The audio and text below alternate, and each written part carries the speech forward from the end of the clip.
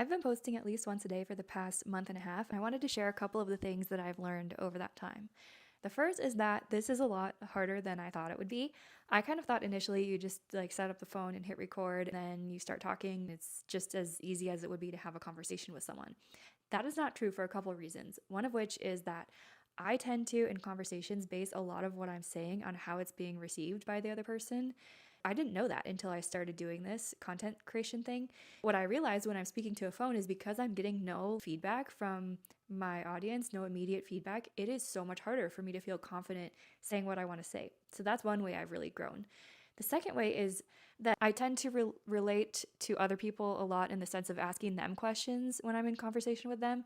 And when I've thought of myself as a confident conversationalist in the past, that has mostly stemmed from my ability to get people talking about themselves, which is a very different skill than being able to come on camera and talk about my own perspectives and my own beliefs without, first of all, without anybody asking me those questions. And second of all, without being able to ask someone else, what do you think about this? Then get the conversation flowing that way.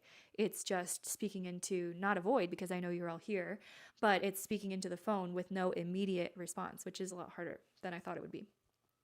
The third thing is just that I've had to get a lot more comfortable coming up with my own beliefs and perspectives in absence of what other people think about them. I did not realize that that would be as hard for me as it has been.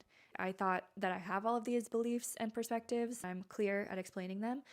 What I realized over the course of this month and a half is I have a lot of work to do there. So I'm excited to keep that up because I think it's been really good for me to start really, really focusing on condensing my thoughts and being able to share them clearly and succinctly. And the fourth thing is a lot of the times when people start a content creation journey, they start to look up all of these tips and things about how to grow a social media account.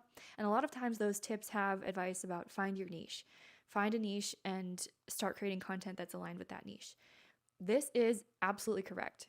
So it's one thing that I have not done. I've been very reluctant to find a niche and participate in that niching down.